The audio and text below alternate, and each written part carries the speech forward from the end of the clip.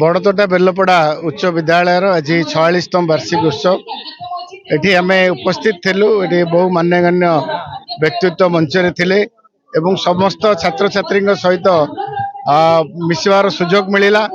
तेणु ये छात्र छात्री होचुन आगामी दिन भविष्य कोबुली भावे एटा गोटे मनीष स्कूलटा हूँ गोटे मनीष तैयारी कारखाना। एटी गोटे आमर जी आलोचना है गोटे घर परिवार छात्र एवं शिक्षक तीन जन मध्य जदि गोटे अनुबंधित रही गोटे भल शिक्षक देश भल छात्र देशर गोटे ये हिसाब से नागरिक भल नागरिक हिसाब से गढ़ी तोली हम। तेना आम समस्ते आह्वान कलु आसतु आम समस्ते मिलमिशि मनीष तैयारी कारखाना जहाँ जहाँ सुविधा असुविधा अच्छी आम आगू नवा एवं पिलामाने केमती श्रृंखलित भाव ये पाठ पढ़ा सहित केवल ए विद्यालय नुहे निज परिवार नुहे सारा देश विदेश से केमती ना रखिए आज दिन में आम प्रवर्तलु। बहुत माने कृत छात्र छात्री मानक सम्मानित करागला। आशा रखुची स्कूल विगत दिन में बहुत भल भल पिला बाहर कर बाहर स्थान से स्वतंत्र परिचय सृष्टि करिसेंती। आशा रखुचु आगामी दिन में सरकार तरफ जहाँ जहाँ ये मुख्य 2-3 दाबी रखिले ये स्कूल श्रेणी गृहर आवश्यकता अच्छी ये स्थायी जमीर पट्टार आवश्यकता अच्छी आ विभिन्न कार्यक्रम जहाँ रही आम सरकार सहित आलोचना करी यथाशीघ्र जहाँ संभव ताप आम निष्पत्ति नेलु। आशा रखुचु ओडिशा गठन नुआ ओडिशा गठन रे स्कूल छात्र छात्री माने आगामी दिन में गोटे बलिष्ठ भूमिका ग्रहण करेंगे। आज मुझे स्कूल बेंच रे पढ़ी यू शिक्षा लाभ करछि।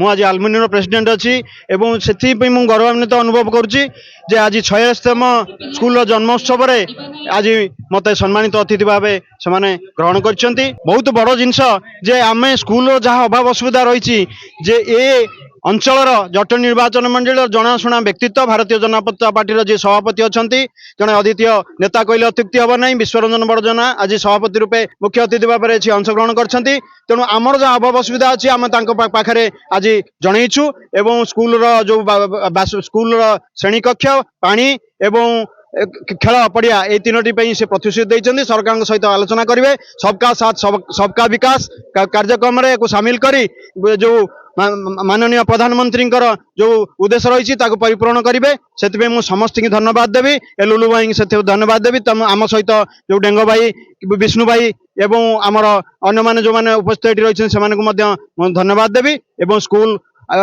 भविष्य निश्चिंत उज्जवल हम। आज जो अतिथि मानक आम पाइचु आदर्श आशीर्वाद पिला प्रथम कही आसी आमर जो प्राइमरी स्कूल अच्छी से ग्रहण कर सका उठिले बापा माँ को जोड़े फूल ग्राम देवती गोटे फूल 3 शिक्षक को 4टी फूल दियो जीवन आग को आगेब। डाक्तर इंजीनियर बहुत बाहर किंतु भल व्यक्तित्व भल मिष्टभाषी एवं भल चरित्र तैयारी करने ये 3टी जिनस निहाती दरकार। तापर भगवान पाखे दीप जालिबे एटा मु समस्त छात्र समाज छात्र छात्री समाज को ये वार्ता प्रेरण करछि। दीर्घ 35 वर्ष शिक्षकता भितर मु अन्य अनुष्ठान रे जहाँ पाई नथिली एठी पाउछि सेटा होछि मुख्य जिनस होछि कम्युनिटी इन्वॉल्वमेंट। एठी कम्युनिटी रो बहु व्यक्ति विशेष एठार रिटायर्ड टीचर हुंतु ए विद्यालय पुरातन छात्र छात्री हुंतु समस्तंकर इन्वॉल्वमेंट अच्छी विद्यालय विकास करने पाई। तेणु विद्यालय जहाँ थिला ताको मु आउ 2 पाद आगो को नबारे सक्षम हो पारिछि केवल एमानकर इन्वॉल्वमेंट जोगु। विशेष भाव में कहबी हमर आलुमिनी प्रेसिडेंट डॉक्टर उमाकांत पट्टनायक तांकर जो भली भाव संपृक्ति रहउछि आर्थिक मानसिक शारीरिक सबु प्रत्येक क्षेत्र में से आमको जो भली भाव प्रत्येक मुहूर्त में सहयोग करुछंती ता निश्चित भाव में आम अनुष्ठान को आगो को नबारे सहायक होउछि।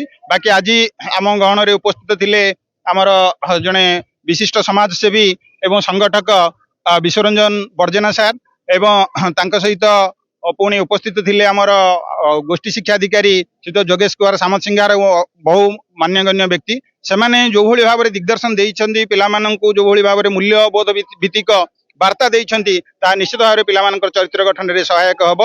एवं आ गोटे जिनस आमे करिचु विद्यालय प्रतिष्ठा दिवसटा को आमे एनुअल डे हिसाब रे पालन करूचु पुरस्कार वितरण उत्सव हिसाब रे पालन करूचु जहा कि गोटे भीति पड़ीगला परवर्ती दिन मानकरे जे कहीं विद्यालय दायित्व रे रहिले मध्य से एई दिनटा को एनुअल डे बा प्राइज गिविंग सेरेमनी रो दिवस भाव में पालन करेंगे जहाँ कि गोटे प्रथा ही विद्यालय रही मुझे आशा 30तम प्रतिष्ठा दिवस बेलपड़ा हाई स्कूल अनुष्ठित होता एम देखिलु तांकर समस्त कार्यक्रम भल अच्छी पिला माने भल अच्छा तेरे जमी गुड़िक जो नार है तहसील पाखे रही तहसील पाखे समस्त प्रकार सब रही हबार संभावना अच्छी जगह जो अप्लाई करेंगे तहसील पाखे ତା ମ୍ୟୁଟେସନ ନିଶ୍ଚୟ ହବ। କାହିଁକି ନା ତାଙ୍କ ନାଁ ରେଷ୍ଟ୍ରି ଆମର ଏଇଟା କଣ ନା ରେଷ୍ଟ୍ରି ଅଛି, ଏଇଟା ସରକାରୀ ଜାଗା ନୁହଁ, ଏଇଟା ମ୍ୟୁଟେସନ ହବ। ତେଣୁ ସରକାରଙ୍କ ପାଖରେ ତହସିଲଙ୍କ ପାଖରେ ଯାହା ଆମ ଦ୍ୱାରା ଅଛି କାଗଜପତ୍ର ଆମେ ତାକୁ ରେକମେଣ୍ଡ କରୁ, ନିଶ୍ଚିତ ତାଙ୍କ ନାଁରେ ହେଇପାରିବ। ଏବେ ଯୋଉ ସରକାର ଯୋଜନା କରିଛନ୍ତି ଯେ ପଟା ପ୍ରଦାନ ହବ ଯୋଉ ସ୍କୁଲ ମାନଙ୍କର ନାହିଁ, ଇଏ ସ୍କୁଲ ବି ତା ଭିତରେ ଯାଉଛି, କାହିଁକି ଯତେ କବଳିତ ଜାଗା କିଛି ଅଛି ସରକାରୀ ଜାଗା ବି ରହିଛି, ସେ ସମୟରେ କୁହନ୍ତୁ। ଗୋଟେ କଥା ହେଲା ଯଦି ନାଁ ରେଷ୍ଟ୍ରି ହେଇଛି ସେଟା ମ୍ୟୁଟେସନ ହବ, ମ୍ୟୁଟେସନ ପ୍ରକ୍ରିୟାରେ ଗଲେ ମ୍ୟୁଟେସନ ହବ। କିନ୍ତୁ ଯଦି ସରକାରୀ ଜାଗା ଅଛି ଅଲଗା, ସେଟା ମ୍ୟୁଟେସନ ଅଲଗା କଥା। ଏଇଟା ଯୋଉ ନାଁର ରେଷ୍ଟ୍ରି ହେଇଛି, ଯୋଉଟା ରେଷ୍ଟ୍ରି ହେଇଛି ଏଟା ମ୍ୟୁଟେସନ ହବ। ମ୍ୟୁଟେସନ ପାଇଁ ଯୋଉ ପ୍ରକ୍ରିୟା ମାଧ୍ୟମରେ ଗଲେ କିଛି ଅସୁବିଧା ନାହିଁ, ମ୍ୟୁଟେସନ ହେଇପାରିବ। ଆପଣ ଦାୟିତ୍ୱ ନବାଠୁ ଇଏ ଜିନିଷ ଉପରେ ନଜର ରଖିକି ଆକୁ କାହିଁକି ଆମେ ନଜର ଦେବୁ ଏବଂ ଆମ ଦ୍ୱାରା ଯେତିକି ଯାହା ସମ୍ଭବ ତାହା ମଧ୍ୟ ଆମେ କରିବା ପାଇଁ ନିଶ୍ଚିତ ଚେଷ୍ଟା କରିବୁ। ଆମ ସହିତ ଅଛନ୍ତି ଯୋଉ ଛାତ୍ରଛାତ୍ରୀ ତାଙ୍କର ବିଭିନ୍ନ ପ୍ରତିଯୋଗିତା ହେଇଥିଲା, ସେ ପ୍ରତିଯୋଗିତାରେ କୃତିତ୍ୱ ଅର୍ଜନ କରିଛନ୍ତି, ସେମାନେ ଆମକୁ କୋଉଥିରେ କଣ ପାଇଛନ୍ତି ତା ସୂଚନା ଦେବେ। ମୁଁ ଲକ୍ଷ୍ମୀପ୍ରିୟା ସାହୁ, ମୁଁ ଓଡ଼ିଆ ଏସେରେ 3rd ପୋଜିସନ ହେଇଛି ଏବଂ ଇଂଲିଶ ଏସେରେ 1st ପୋଜିସନ ନେଇଛି ଏବଂ କୁଇଜ କମ୍ପିଟିସନରେ 3rd ହେଇଛି। ଏବଂ ମୁଁ ଏହି ଦିନଟିକୁ ଦୀର୍ଘ ବର୍ଷ ହେବ ଅପେକ୍ଷା କରିଛି କି କେବେ ଆସିବ ଆମ ଆନୁଆଲ ଫଙ୍କସନ, ଆଉ ଆମେ ଏଭଳି ଭାବେ ମଜାମସ୍ତି କରିବୁ ବୋଲି। ନାଇଁ ଆଜି ଯୋଉ ତମକୁ ସମ୍ମାନିତ ଅତିଥିଙ୍କ ଆଗରେ ବିଓ ଥିଲେ, ଅନ୍ୟ ଆପଣଙ୍କ ହେଡମାଷ୍ଟର ବି ଥିଲେ, ତମର ଅନ୍ୟମାନେ ଅତିଥି ସବୁ ଥିଲେ, ତାଙ୍କ ହାତରୁ ଯେତେବେଳେ ପୁରସ୍କାର ଗ୍ରହଣ କଲ କେମିତି କଣ ଲାଗିଲା? ବହୁତ ଗର୍ବ ଅନୁଭୂତ ହେଇଛି। ତାହେଲେ କଣ କହିବାକୁ ତମ ତଳ ଛାତ୍ରଛାତ୍ରୀ ଭାଇ ଭଉଣୀ ମାନଙ୍କୁ କଣ ଉପଦେଶ ଦବ? କି ଆମେ ଯେଭଳି ଭାବେ କଷ୍ଟ କରୁଛୁ ବା ଆମେ ଯେଭଳି ଟ୍ୟାଲେଣ୍ଟ ରଖୁଛୁ, ସେମାନେ ବି ସବୁ କଥାରେ ଆଗୁଆ ହୁଅନ୍ତୁ, ଏଭଳି ଭାବେ ଆମରି ଭାବରେ ପାଆନ୍ତୁ। ମୁଁ କୁଇଜରେ 2nd ପୋଜିସନ ଆଉ ଇଂଲିଶ ଏସେରେ 3rd ପୋଜିସନ ପାଇଛି। ମୁଁ ଓଡ଼ିଆ ଏସେରେ ପ୍ରଥମ ସ୍ଥାନ ଅଧିକାର କରିଛି ଆଉ ଡିବେଟରେ ମଧ୍ୟ ପ୍ରଥମ ସ୍ଥାନ ଅଧିକାର କରିଛି। ତ ଏଇ ସ୍କୁଲରେ ଆମେ ଟ୍ୟାଲେଣ୍ଟ ଶୋ କରିଥାନ୍ତୁ ପ୍ରଥମେ, ଆଉ ମୁଁ ନାଟକ କରିବାକୁ ମୋର ଗୋଟେ ଇଚ୍ଛା, ନାଟକ କରିଥାନ୍ତି। ମୁଁ ସେଇ ଦିନକୁ ବହୁତ ଅପେକ୍ଷା କରିଥିଲି। ନାଟକରେ 4 ବୋଉ ଥିବେ ଆଉ ଜଣେ ଶାଶୁ ଥିବେ, ଆମର ଶାଶୁ ଯିଏ ଥିବେ ଆମକୁ ମାନେ ଅତ୍ୟାଚାର କରୁଥିବେ, ଆଉ ଜଣେ ଦିଅର ଥିବେ। ଆଉ ପ୍ରଥମେ ତ ମୋ ଏଣ୍ଟ୍ରି ହବ। ମୋ ନା ବୋଲି ଚାଲେ ମୁଁ ହାଲି ହାଲି, ମୁଁ ପାଠ ପଢୁଥିଲି ମୋ ବୋଉ ମତେ ବାହା କରିଦେଲା। ବାହା ହେଲା ବେଳେ 3ଟି କଥା କହିଥିଲା, ଉଚ୍ଚ ଜାଗା ଦେଖି ବସିବୁ, କୋକିଳ ପରି ଭାସିବୁ, କଳିଆ ଜାଗା ଦେଖି ଛପ ଗୁଡାକ ମେନ୍ଦା ମେନ୍ଦା କରିକି ଫୋପାଡିବୁ। ହେରା ଅନ୍ଧାର ରାତିରେ ମୋ କଂସେଇ ଶାଶୁ ପାକୁଆ ପାଟିକୁ ଆଁ କରିକି ଶୋଇଥିଲା। ମଲା, ମୁଁ କାହିଁ ଜାଣିବି, ବୁଢୀ ପାକୁଆ ପାଟିକୁ ଆଁ କରିକି ଶୋଇଥିବ। ବଢିଆ, ସେ ପିଲା ଛୋଟ ହେଲେ ବି ତାଙ୍କ ପାଖରେ ସେ ଅଭିନୟ କରିବାର ଦକ୍ଷତା ରହିଛି, ଆଉ ସ୍କୁଲ ସେତିକି ଗଢି ତୋଳିଛି ସେ ଗୋଟେ ପିଲାକୁ ଯେ କେମିତି ତା ଜୀବନରେ ଆଗାମୀ ଦିନରେ ତା ଜୀବନ ସୁରକ୍ଷିତ କରିବ ଆଉ ସମାଜ କ୍ଷେତ୍ରରେ ବର୍ତ୍ତି ହବ। ମ୍ୟାଡାମ ଆପଣ ବି ସ୍କୁଲର ଜଣେ ଶିକ୍ଷୟିତ୍ରୀ, ପିଲାଙ୍କର ଏଇ ଯୋଉ ଜିନିଷ ଆପଣଙ୍କୁ କେମିତି କଣ ଲାଗିଲା? ସବୁଠୁ ପୁରୁଣା ଟିଚର ମୁଁ ଏଇଠି ଅଛି ବର୍ତ୍ତମାନ, ସମସ୍ତେ ନୂଆ ଆସିଛନ୍ତି। ସମସ୍ତେ ଯୋଉ ନୂଆ ଟିଚର ମାନେ ଆସିଛନ୍ତି ତାଙ୍କ ଭିତରେ ଯୋଉ କଳାଟା ସେମାନେ ତାଙ୍କ ପିଲାମାନଙ୍କ ପାଖରେ ଫୁଟେଇ ପାରିଛନ୍ତି। ମୁଁ କିଛିଟା ସହଯୋଗ ତାଙ୍କ ସାଙ୍ଗରେ କରେ, ସେମାନେ ମୋ ସାଙ୍ଗରେ ବି ସହଯୋଗ କରିକି କରିଛନ୍ତି। ଆମେ ଆଜି ବାର୍ଷିକ ଉତ୍ସବରେ ଏମାନଙ୍କୁ ସବୁ କେତେ ଦିନ ହେଲାଣି ତା ପୂର୍ବରୁ ସବୁ ନାଟକ ଲେଖି ଆମେ ଆଜ୍ଞା ଗୋଟେ ହିନ୍ଦୀର ବୋଧ ଜ୍ଞାନ ଗୋଟେ ଶିକ୍ଷକ ଆମେ ଗୋଟେ ନାଟିକାଟେ କରୁଛୁ। ସେଥିରେ ବୋଧ, ତା ନାଁଟା ହଉଛି ବୋଧ ପ୍ରେମଚନ୍ଦଙ୍କର ଗୋଟେ କାହାଣୀ ଆମେ କରିଛୁ। ସେଥିରେ ଶିକ୍ଷକ ଆଜିକାଲି ସମାଜରେ ତାର ସ୍ଥିତି ପାଉନି, ତାକୁ ଅନ୍ୟମାନେ ଭର୍ତ୍ସନା କରୁଛନ୍ତି, ଅନ୍ୟମାନେ ଅସମ୍ମାନ କରୁଛନ୍ତି, କିନ୍ତୁ ସେ ଶିକ୍ଷକ ବୀତସ୍ପୃହ ହେଇ ଚାକିରି ଛାଡିଦେବାକୁ ବସିଛନ୍ତି। ଗୋଟେ ପରିଶେଷରେ ଦେଖୁଛି କନେଷ୍ଟବଳ ହଉ ବା ତହସିଲ କିରାଣୀ ହଉ, ଏମାନେ କେତେ ହଇରାଣ ହେଇଛନ୍ତି ତାଙ୍କ ବ୍ୟବହାର ସକାଶେ, କିନ୍ତୁ ଶିକ୍ଷକଙ୍କୁ ତାଙ୍କ ଛାତ୍ରଟି ପଛରେ ଏତେ ସାହାଯ୍ୟ କରିଛି। ସେଥିପାଇଁ ସେ ଶିକ୍ଷକତାର ଗୁରୁତ୍ୱ ବୁଝି ପାରିଛନ୍ତି ପଛରେ। ଏଇ ଇଏଟା ମାନେ ଏଇଟା ଆପଣ ଶିକ୍ଷକ ପାଇଁ ଏ ବାର୍ତ୍ତାଟା ରଖିଛୁ, ସେଇ ନାଟିକାଟି ଆମ ପିଲାମାନେ କରୁଛନ୍ତି ଆଜ୍ଞା। ତେଣୁ ଏଇଟା ଯୋଉ ଆମେ ତାକୁ କୋଅର୍ଡିନେଟ କରିଛୁ, ସେଥିପାଇଁ ଆମେ ଭାରି ଖୁସି। ଆଜ୍ଞା, ମୁଁ ଗତ ବର୍ଷ ସମସ୍ତ ଶିକ୍ଷକ ଶିକ୍ଷୟିତ୍ରୀ ମାନଙ୍କର ଆଶୀର୍ବାଦରେ ଅଧିକ ମାର୍କ ରଖିଛି ଏବଂ ମତେ ଗତ ବର୍ଷ ଷ୍ଟୁଡେଣ୍ଟ ଅଫ ଦ ଇୟର ଆୱାର୍ଡରେ ଘୋଷିତ କରାଯାଇଥିଲା ଏବଂ ଏ ବର୍ଷ ସେହି ଅଧିକ ମାର୍କ ରଖିବାରୁ ମତେ ତା ପାଇଁ ପୁରସ୍କୃତ କରାଯାଇଛି। ପୁଣି ଆଉ ଥରେ ଷ୍ଟୁଡେଣ୍ଟ ଅଫ ଇୟର ଆଉ ଥରେ ସମ୍ମାନିତ କରାଗଲା। ଆଜ୍ଞା, ଏଥିପାଇଁ ସମସ୍ତ ଶିକ୍ଷକ ଶିକ୍ଷୟିତ୍ରୀ ଏବଂ ପ୍ରଧାନ ଶିକ୍ଷକଙ୍କ ନିକଟ କୃତଜ୍ଞତା ଜଣାଉଛି। ତମେ ସମ୍ମାନିତ 2 ବର୍ଷ ହେଲାଣି ହଉଛ, ଆଗାମୀ ଦିନରେ କଣ ଚିନ୍ତା ରଖିଛ, କଣ ତମର ଲକ୍ଷ୍ୟ ରଖିଛ, କଣ ହବ? ଆଜ୍ଞା, ମୋର ଲକ୍ଷ୍ୟ ଅଛି ଯେ ମୁଁ ବଡ଼ ହେଲେ ଜଣେ OAS ହବା ପାଇଁ। ତେଣୁ ସେଥିପାଇଁ ମୁଁ ପାଠ ପଢା ମୋର ଜାରି ରଖିଛି ଯାହା ହଉ ତାଙ୍କର ମନ ଭିତର ଯୋଉ ଲକ୍ଷ୍ୟ କଥା କହିଲେ ଆମ ସହିତ ଆଉ ଜଣେ ଶିକ୍ଷୟିତ୍ରୀ ଅଛନ୍ତି। ମ୍ୟାଡାମ ଆପଣ ଆଜି ପରିଚାଳନା କରୁଥିଲେ କିନ୍ତୁ ଆପଣ ପୁରା ଆକ୍ଟିଭ ଥିଲେ। ଆମେ ଯେତେ ଶିକ୍ଷକ ଶିକ୍ଷୟିତ୍ରୀ ଦେଖିଛୁ ଆପଣ ପୁରା ଆକ୍ଟିଭ ଥିଲେ। ଆପଣ ଏ ସମ୍ପର୍କ କଣ? ବିଦ୍ୟାଳୟର କାର୍ଯ୍ୟକ୍ରମକୁ କିଭଳି ସୁଚାରୁ ରୂପରେ ସମାପନ କରିବା ପାଇଁ କେବଳ ଯେ ମୁଁ ନୁହେଁ, ମୋ ବିଦ୍ୟାଳୟର ସମସ୍ତ ଶିକ୍ଷକ ଶିକ୍ଷୟିତ୍ରୀ ଆମେ ଯେହେତୁ ଏ କାର୍ଯ୍ୟ ପାଇଁ ସଂଗଠିତ ଭାବରେ କରିବା ପାଇଁ ପ୍ରୟାସ କରିଛୁ ଏବଂ ମତେ ପରିଚାଳନାର ଦାୟିତ୍ୱ ଦିଆଯାଇଥିଲା। ନୁହେଁ ଯେ ମୁଁ ଆକ୍ଟିଭ ଆଉ ଅନ୍ୟମାନେ ଇନଆକ୍ଟିଭ, ତାହା କହିବା ଧୃଷ୍ଟତା ହେବ। ମତେ ପରିଚାଳନାର ଦାୟିତ୍ୱ ଦିଆଯାଇଥିଲା, ଯାହା ଆପଣମାନଙ୍କ ନଜିରକୁ ଆସିଛି। ଆମେ ସମସ୍ତେ ଚେଷ୍ଟା କରିଛୁ ଶୃଙ୍ଖଳିତ ଭାବରେ ଏବଂ ସଠିକ ଭାବରେ ଆମ ବିଦ୍ୟାଳୟର କାର୍ଯ୍ୟକ୍ରମକୁ ସଠିକ ଭାବରେ ପରିଚାଳନା କରିବା ନିମନ୍ତେ ଆମର ମୁଖ୍ୟ ଅତିଥି ଭାବରେ ଆମର ସମ୍ମାନିତ ଅତିଥି ଏବଂ ମୁଖ୍ୟ ବକ୍ତା ସମସ୍ତେ ଆସିଥିଲେ ଏବଂ ମୁଖ୍ୟ ଅତିଥି ଭାବରେ ଆମର ବିଶ୍ୱରଞ୍ଜନ ବର୍ଜେନା, ଯିଏକି ଜଣେ ବିଶିଷ୍ଟ ସମାଜସେବୀ ମହୋଦୟ ଆମ ନିକଟରେ ଉପସ୍ଥିତ ହୋଇଥିଲେ। ଜଣେ ସାମ୍ପ୍ରଦାୟିକତାର ବିରୋଧୀ ଏବଂ ଭାଇଚାରାର ଭାବନାକୁ ବାଣ୍ଟୁଥିବା ମଣିଷଟିଏ। ତେଣୁ ସେଇ ଅତିଥି ମହୋଦୟଙ୍କୁ ଆମ ବିଦ୍ୟାଳୟରେ ପାଇ ଆମେ ସମସ୍ତେ ଗୌରବାନ୍ୱିତ ଏବଂ ମୁଖ୍ୟ ବକ୍ତା ଭାବରେ ଆମ ଜଟଣୀ ବ୍ଲକର ବିଓ ସାର୍ ଉପସ୍ଥିତ ଥିଲେ ଏବଂ ସମ୍ମାନିତ ଅତିଥି ଭାବରେ ଆମ ବିଦ୍ୟାଳୟର ଆଲୁମିନାଇ ସଂଗଠନର ସଭାପତି ଉମାକାନ୍ତ ପଟ୍ଟନାୟକ ମହୋଦୟ ଏବଂ ଅନେକ ବିଦ୍ୟାଳୟର ପ୍ରଧାନ ଶିକ୍ଷକ ମାନେ ଉପସ୍ଥିତ ଥିଲେ ଏବଂ ତତ୍ ସହିତ ଆମର ପଞ୍ଚାୟତ ସରପଞ୍ଚ ଥିଲେ ବିଷ୍ଣୁ ଡେଙ୍ଗ ସାର୍ ଏବଂ ଆଉ ଆମର ଏଇ ବିଦ୍ୟାଳୟର ପୁରାତନ ଛାତ୍ର ଶକ୍ତି ସାର୍, ଏମାନେ ସମସ୍ତେ ଆମ ବିଦ୍ୟାଳୟର କାର୍ଯ୍ୟକ୍ରମରେ ଯୋଗଦାନ କରି ବିଦ୍ୟାଳୟର କାର୍ଯ୍ୟକ୍ରମକୁ ସାଫଲ୍ୟ ମଣ୍ଡନ କରିବାରେ ସହାୟକ ହୋଇଛନ୍ତି। ତେଣୁ ଏଇ କାର୍ଯ୍ୟକ୍ରମରେ ପ୍ରଥମେ ତ ଆମର ଏ ବାର୍ଷିକ ପ୍ରତିଷ୍ଠା ଉତ୍ସବକୁ ଆମେ ସୁଚାରୁ ରୂପରେ କରିବା ପାଇଁ ବର୍ଷ ସାରା ଚେଷ୍ଟା କରିଥାଉ। ସେଥିପାଇଁ ଆମେ ବର୍ଷ ସାରାର କାର୍ଯ୍ୟକ୍ରମ କେବଳ ଯେ ନୁହେଁ, ଆମେ ଖାଲି ଶିକ୍ଷା ସମ୍ବନ୍ଧୀୟ କାର୍ଯ୍ୟକ୍ରମକୁ କରୁଛୁ, ବିଦ୍ୟାଳୟର ପିଲାମାନଙ୍କର ସର୍ବାଙ୍ଗୀନ ବିକାଶ ପାଇଁ ଆମେ ପ୍ରୟାସ କରିଛୁ। ସେଥିପାଇଁ କ୍ରୀଡ଼ା ସହିତ ପିଲାମାନଙ୍କର ତାଙ୍କ ଭିତରେ ଥିବା ଅନ୍ତର୍ନିହିତ ପ୍ରତିଭା ଶିକ୍ଷାରେ ସବୁ କାର୍ଯ୍ୟକ୍ରମରେ ତାଙ୍କର ଅନ୍ତର୍ନିହିତ ପ୍ରତିଭାର ପରିପୁଷ୍ଟନ ପାଇଁ ପ୍ରୟାସ କରିବା ପାଇଁ ଏଥିପାଇଁ ଆମେ ବର୍ଷ ତମାମର ଏଇଟା ଗୋଟେ ଆମର ପ୍ରଚେଷ୍ଟା, ଯାହାକି ଆଜି ଏଇ ରୂପ ଧାରଣ କରିଛି। ଇଏ ବିଦ୍ୟାଳୟ ଦୀର୍ଘ 46 ବର୍ଷ ହେଲାଣି କାର୍ଯ୍ୟରତ ଅଛି।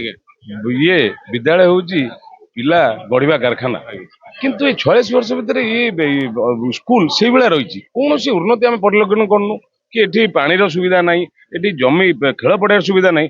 ଆପଣ ଆଉ ଗୋଟେ ବିଦ୍ୟାଳୟର ପ୍ରଧାନ ଶିକ୍ଷକ ଅଛନ୍ତି, କିନ୍ତୁ ଆପଣ ଉଜେସି ଭାଷଣ ବି ଦେଲେ, ପିଲାଙ୍କ ପାଇଁ ବହୁତ ଜିନିଷ ଟିପ୍ସ ରଖିଲେ। ସେ ସମ୍ପର୍କରେ ବିଦ୍ୟାଳୟ କଣ ସବୁ ଦରକାର, କଣ କଲେ ଏ ବିଦ୍ୟାଳୟର ଛାତ୍ରଛାତ୍ରୀ ଆହୁରି ଉନ୍ନତ ହେବେ ଆଉ ସେ ଜଟଣୀର ନାଁ ଆଗକୁ ନେବେ? ମୁଁ ଏ ବିଦ୍ୟାଳୟର ପୁରାତନ ଛାତ୍ର, ଦ୍ୱିତୀୟ ବ୍ୟାଚରେ ମୁଁ ଏ ବିଦ୍ୟାଳୟରେ ପାଠ ପଢୁଥିଲି ଏବଂ ଏ ବିଦ୍ୟାଳୟର ଯିଏ ପ୍ରତିଷ୍ଠାତା ସଭାପତି ଦିବାକର ମହାକୁଡ଼ ସେ ମୋର ବାପା। ମୁଁ ଏ ବିଦ୍ୟାଳୟ ସହିତ ଓତପ୍ରୋତ ଭାବରେ ଜଡ଼ିତ, କିନ୍ତୁ ମୁଁ ଯାହା ଅନୁମାନ କରୁଛି ଏ ବିଦ୍ୟାଳୟର ଡେଭଲପମେଣ୍ଟ ପାଇଁ ଟିକେ ରାଜନୈତିକ ଇଚ୍ଛା ଶକ୍ତିର ଅଭାବ ରହିଛି, ଯାହାଫଳରେ କିଛି ଗ୍ରାଣ୍ଟ ବିଦ୍ୟାଳୟକୁ ଆସିପାରୁନି। ସମସ୍ତଙ୍କର ଯଦି ଇଚ୍ଛା ଶକ୍ତି ରହିବ ତାହେଲେ ବିଦ୍ୟାଳୟଟି ଗୋଟେ ସୁନାର ବିଦ୍ୟାଳୟରେ ପରିଣତ ହେବ ବୋଲି ମୁଁ ଭାବୁଛି। ଆପଣ ଗୋଟେ ଭଲ ସଂଗଠକ, ସହଯୋଗୀ, ସହଭାଗିତା ରଖିଥିବା ଲୋକ, ଯିଏକି ପୁରାଣ ଛାତ୍ର ଡକ୍ଟର ଉମାକାନ୍ତ ପଟ୍ଟନାୟକ ଆପଣଙ୍କୁ ମିଳିଛନ୍ତି। ସିଏ ଏ ସ୍କୁଲ ସହିତ ଜଡ଼ିତ ହବା ଦିନଠୁ ସ୍କୁଲର କିଛି ଉନ୍ନତି ବାବଦରେ ଚିନ୍ତା କରିଛନ୍ତି। ସେ ଆଗାମୀ ଦିନରେ ବି ଚିନ୍ତା କରିଛନ୍ତି ଯେ ଆମେ ଏଇ କାର୍ଯ୍ୟକ୍ରମ ନେବୁ। ସେ ଉମାକାନ୍ତ ପଟ୍ଟନାୟକ ସମ୍ପର୍କ କଣ କହିବେ? ଉମାକାନ୍ତ ପଟ୍ଟନାୟକ ତ ମୋର କ୍ଲାସମେଟ୍। ଆମେ ଗୋଟିଏ ବେଞ୍ଚରେ ସାଙ୍ଗ ହେଇକି ବସୁଥିଲୁ। କ୍ଲାସ ରୁମରେ ପାଠ ପଢିଲା ବେଳେ ସେ ପ୍ରଥମ ସ୍ଥାନ ଅଧିକାର କରୁଥିଲା ବେଳେ ମୁଁ ଦ୍ୱିତୀୟ ସ୍ଥାନ ଅଧିକାର କରେ। ତା ଭିତରେ ମୋ ଭିତରେ ଭାରି କମ୍ପିଟିସନ ପାଠ ପଢିବା ପାଇଁ କି। ଆଉ ସିଏ ବହୁତ ଭଲ ପିଲା, ଆଉ ସେ ବିଦ୍ୟାଳୟକୁ ଆଗେଇ ନେବା ପାଇଁ ବହୁତ ଚେଷ୍ଟା କରୁଛି। ମୁଁ ସାରଙ୍କ ଠାରୁ ଯାହା ଶୁଣୁଛି ବହୁତ ଚେଷ୍ଟା କରୁଛି, କାହିଁକି ନା ମୁଁ ବିଦ୍ୟାଳୟ ସହିତ ସେତେ ଜଡ଼ିତ ହୋଇପାରିନି। କାହିଁକି ନା ମୁଁ ପ୍ରଧାନ ଶିକ୍ଷକ ଭାବରେ ଫୁଲବାଣୀ ଜିଲ୍ଲାକୁ ପଳେଇଥିଲି ଦୀର୍ଘ 5 ବର୍ଷ ଧରି, ତେଣୁ ବିଦ୍ୟାଳୟ ସହିତ ସେତେ ଜଡ଼ିତ ହୋଇପାରିନଥିଲି। ଏବେ 1.5 ମାସ ହେଲା ପଲା ତୋଟାପଡ଼ାକୁ ଆସିଛି, ପ୍ରଧାନ ଶିକ୍ଷକ ସହିତ ଯୋଗାଯୋଗ କରୁଛି। ବିଦ୍ୟାଳୟକୁ ଆଗେଇ ନେବା ପାଇଁ କି ଯେତେ ସାହାଯ୍ୟ ଦରକାର ଆମେ ଉଚ୍ଚସ୍ତରୀୟ ଅଧିକାରୀଙ୍କ ସହିତ ଯୋଗାଯୋଗ କରିବୁ, ସାରଙ୍କ ସାଥିରେ ଯିବୁ, ଉମାକାନ୍ତକୁ ନବୁ, ମଣ୍ଟୁକୁ ନବୁ। ଆମେ ନେଇକି ବିଦ୍ୟାଳୟକୁ ଏକ ଶ୍ରେଷ୍ଠ ବିଦ୍ୟାଳୟରେ ପରିଣତ କରିବା ପାଇଁ କି ଯୋଉ ମାନେ ଭାବିଥିଲେ, ଏ ବିଦ୍ୟାଳୟର ପ୍ରତିଷ୍ଠାତା ସଭାପତି ମୋର ପିତା ଦିବାକର ମହାକୁଡ଼, ପ୍ରତିଷ୍ଠାତା ସମ୍ପାଦକ ସ୍ୱର୍ଗତ ଡମ୍ବୁରୁଧର ମହାପାତ୍ର, ଦାମୋଦର ମହାରଣା, ଯେତେ ସବୁ ଗଲେଣି, ସେମାନେ ଯୋଉ ଆଶା କରିଥିଲେ ବିଦ୍ୟାଳୟଟି ଗୋଟେ ସୁନାର ବିଦ୍ୟାଳୟ ହେଇପାରିବ, ସେଇଟା ସଫଳ ହେଇପାରିବ, ତାଙ୍କ ସ୍ୱପ୍ନ ସାକାର ହବ। ଆଜି ସଭା ମଞ୍ଚରେ ଗୋଟିଏ ଜିନିଷ ରହିଲା ଯେ ଏ ବିଦ୍ୟାଳୟର ପିଲା ଆଗାମୀ ଦିନରେ ଯୋଉ ସହଯୋଗ ସହଭାଗିତା ଡକ୍ଟର ଉମାକାନ୍ତ ପଟ୍ଟନାୟକ ରହିଛି, ଏଇ ବରତୋଟା ବେଲପଡ଼ା ହାଇସ୍କୁଲ ପିଲା ଯେ ଓଡ଼ିଶାର ନାଁ କରିବେ, ଏ ବିଦ୍ୟାଳୟ ଗୋଟେ ଭିନ୍ନ ବିଦ୍ୟାଳୟ ହବ।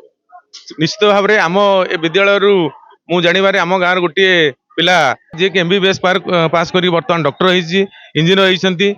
ହଁ, ସେ ଝାରସୁଗୁଡ଼ାରେ ଅଛନ୍ତି। ଆଉ କିଛି ପିଲା ମଧ୍ୟ ବିଭିନ୍ନ କଲେଜରେ ଅଧ୍ୟାପକ ଅଛନ୍ତି, କିଛି ପିଲା ଇଞ୍ଜିନିୟର ଅଛନ୍ତି। ଆଗକୁ ଆଗକୁ ଗୋଟେ ବଢିଆ ଜିନିଷ ଆପଣ କହିଲେ, ସ୍କୁଲରୁ ଛାତ୍ରଛାତ୍ରୀ ଶିକ୍ଷା ଗ୍ରହଣ କରନ୍ତି, କିନ୍ତୁ ସେ ଛାତ୍ରଛାତ୍ରୀ ସ୍କୁଲ ସରିଲା ପରେ ତାଙ୍କର ପାଠ୍ୟକ୍ରମ ସରିଲା ପରେ କଲେଜ ପଢୁଛନ୍ତି, ତାପରେ ଯାଇକି ଚାକିରି କରୁଛନ୍ତି, ବଡ ଚାକିରି ଭଲ ମତ। ସେଇ ପିଲାମାନଙ୍କ ଯଦି ସବୁ ସ୍କୁଲ ପ୍ରତି ସହଭାଗିତା ରହିବ, ତାହେଲେ ଆଜି ସ୍କୁଲ ବି ଦୁର୍ଦିନରେ ରହିବନି। ସରକାରଙ୍କ ସହଯୋଗ ସହଭାଗିତା ଥାଉ ବା ନଥାଉ। ଆପଣ ଗୋଟେ ଭଲ ପ୍ରସ୍ତାବ ଦେଇଛନ୍ତି। ଯୋଉ ପିଲାମାନେ ଏଇ ବିଦ୍ୟାଳୟରୁ ପାସ୍ କରିକି ବଡ ବଡ ଚାକିରି କରିଛନ୍ତି, ଉଚ୍ଚ ପଦସ୍ଥ ଅଧିକାରୀ ଭାବରେ କାର୍ଯ୍ୟ କରୁଛନ୍ତି, ସେମାନଙ୍କର ଗୋଟେ ଆଲୁମିନି ମିଟ୍ କରିବା ପାଇଁ ମୁଁ ପ୍ରଧାନ ଶିକ୍ଷକଙ୍କୁ ଅନୁରୋଧ କରିବି, ସେ ଡାକିବେ। ସେଥିରେ ଆମେ ବହୁ ସଂଖ୍ୟାରେ ପୂର୍ବତନ ଛାତ୍ରଛାତ୍ରୀ ମାନେ ଯୋଗ ଦେବୁ ଏବଂ ବିଦ୍ୟାଳୟର ଉନ୍ନତି ପାଇଁ ଯାହା ସହଯୋଗ ଦରକାର, ଶାରୀରିକ ପରିଶ୍ରମ ହେଲେ ସହଯୋଗ କରିବୁ, ମାନସିକ ସହଯୋଗ କରିବୁ, ଆର୍ଥିକ ସହଯୋଗ ମଧ୍ୟ କରିବୁ।